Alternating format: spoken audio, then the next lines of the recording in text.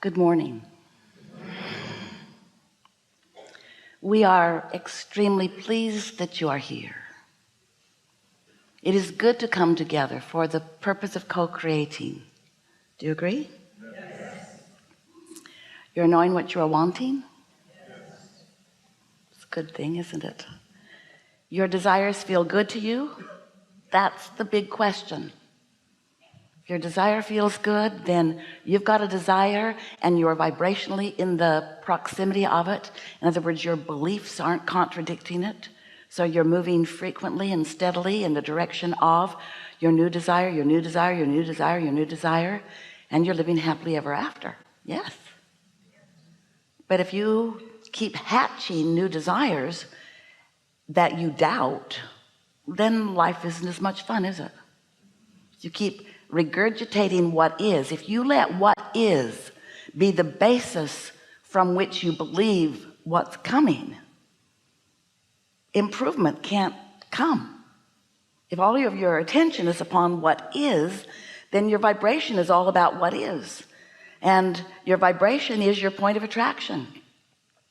What you're thinking about is what you're offering vibrationally, and what you're offering vibrationally is what you're calling to you. Nice to know, isn't it? So have you been listening to us for a while? You sort of have the hang of this. You get it, that you create your own reality? Do you? Sometimes you say, I create my own reality, and sometimes you say, I create my own reality.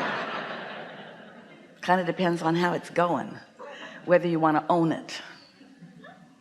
But you create your own reality because you observe and you offer a vibration. Now we want to say to you right at the beginning here that almost everyone offers almost all of their vibration in response to what they are observing, and that's really good if you're in a step one moment of the creative process. Step one is when you're sifting through contrast and coming to decisions at all levels of your being about what you prefer, knowing what you don't want, knowing what you do want. And so what you're observing helps out so much in that step one phase. Step two is where source, having received from you clarity about what you want, answers what you want with all it has, vibrationally giving full undivided attention to your desire. That's so big and so fun for us. Step three is where you figure out some way to offer a vibration that's different from what is, and that is more like what you're asking for. Because if you just keep offering a vibration about what is, you can't let the new improvement in, because what is will hold it out. Do you get that? If you don't have enough money, and so you're sifting and sorting, and you can't pay this, and you can't go there, and you can't do this, and in all of that sifting and sorting, you're launching rockets asking for more prosperity. And your inner being and those who hang around with your inner being are lining up the cooperative components for your improved financial situation.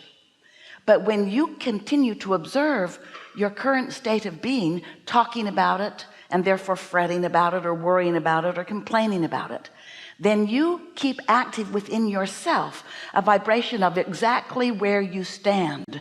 So you can't move, you can't take one step toward the new and improved avalanche of prosperity that is lined up for you, ready for you, being revealed to you. But you've got to realize it. But you can't realize it if you are focused upon what is. So you've got to use your now reality in a very understood way. You have to understand that now reality and what is helps you enormously in relationship with step one, and it is in your way relative to step three. What is won't let you improve. But I can see it and hear it and smell it and taste it and touch it. And I can talk about it, and I can blog about it, and I can text about it, and I can Instagram about it, especially that I can take pictures about what is. It is. And it's a wonderful thing when you're sifting and sorting through what is, and you're finding all of the best parts of it, and you're using that as the basis of your good feeling moments. That's a wonderful way of utilizing your awareness of what is. But we're just saying, what is slows down what's coming, especially if you're focused upon what is and you don't feel good when you're focused upon it.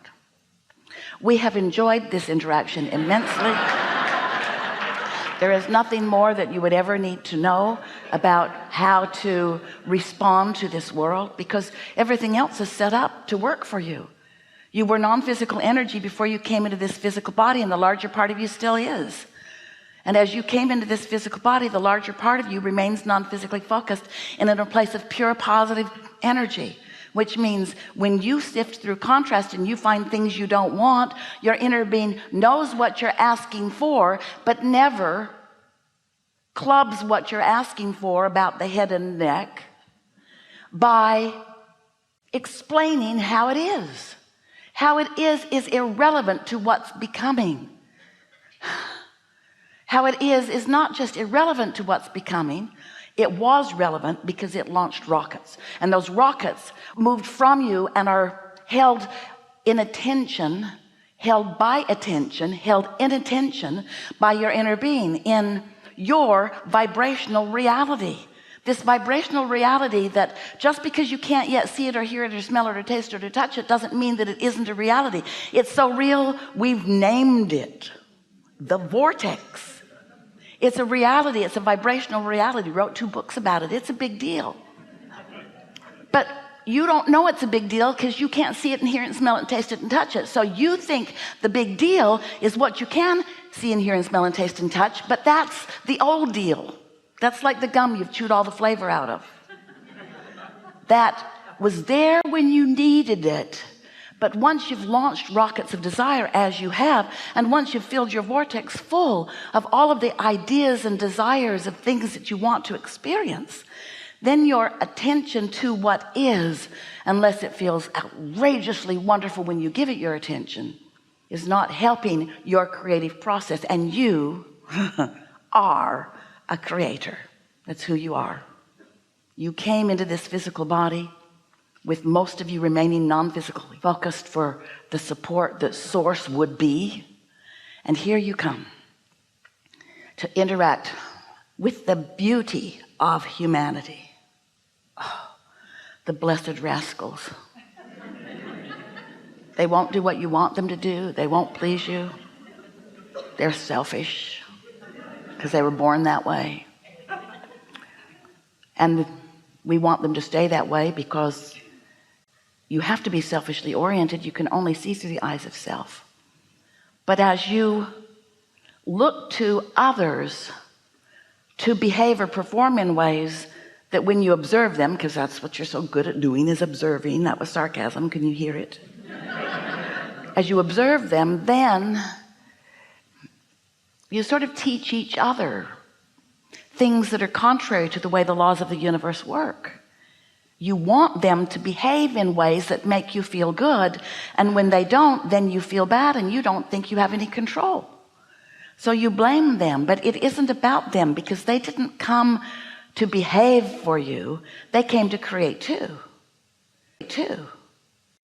So today, because we know you are leading edge creators, we can feel you're right out here with new thought bursting within this forum.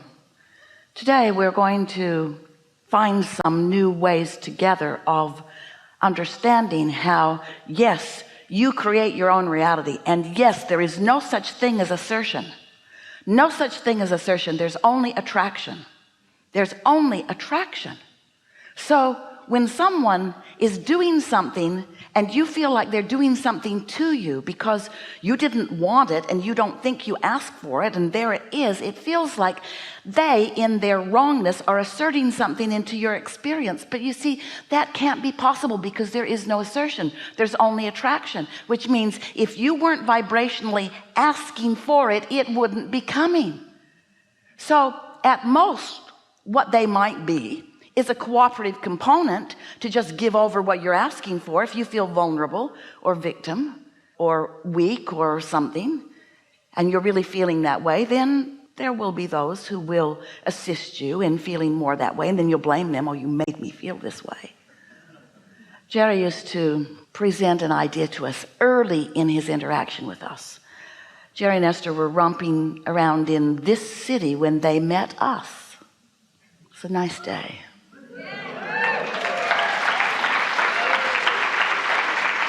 And some of Jerry's early questions, one of his big early questions was about this business of attraction. He would say things like, Abraham, I really don't think I expected that from that person until they showed that to me. Then after they showed it to me, then I started to expect it. But I didn't really expect it. And we would say, well, there was expectation on your part, or it wouldn't be in your experience. And that's sort of a hard thing to get, isn't it? Because it feels like people or things are happening to you, but nothing ever happens to you. It comes to you because of your vibrational state of being. So once you begin to acknowledge that there is law of attraction, and whatever is coming, you are vibrationally, let's say, it might be easier for you to hear, you are vibrationally inviting it. You're inviting it. You've prepared, over time of living, you've prepared an environment that does invite it. And we want you to understand that you don't have to invite the things that you do not want. But because most are not keenly aware of the existence of their inner being, who has remained non-physically focused, and therefore are not aware of this important state of being, because you are in your human form as an extension of non-physical, and because the non-physical part of you still exists and is actively involved in everything that you are about, you have the potential, in fact you often are experiencing what you could call 2 points of attraction, because there's the inner being part of you who's focused and law of attraction is responding, and then there's the you in your physical form thinking and attracting. And so you have these 2 vibrational points of attraction which equal what your emotional guidance system is all about. The emotions that you feel are your indicator of the relationship between what your inner being is thinking about, what you're thinking about, and why you're thinking about what you're thinking about. So when you feel frisky, when you feel exhilaration, when you feel love or passion, when you feel funny, when you are tuned in, tapped in, turned on, that means you and your inner being for this moment in time are in agreement about the way you are approaching the subject that's active in your mind. Don't you love knowing that? But if you feel fearful or angry, if you feel revengeful, if you feel that emptiness that those emotions feel like, is because you're focused, you've got an opinion or an attitude that is not harmonic with what your inner being knows about you. And so you've got yourself pinched off to some degree, and you can tell by the way you feel how great that degree is from who you really are, who you've become. So here's how it works. You came into this physical body and you know what you don't want, you know what you do want, and you launch these rockets of desire. And when you do, your inner being is there with those rockets of desire from then on. If you're not, then there's separation between you and you. So you see what we were talking about earlier? When you ask for something that your inner being knows to be in the process of becoming, but you choose to look at it as absent or not becoming, then you cause that vibrational disharmony. It's like a sort of tug of war. So we'll be sort of chewing together on what to do about that. What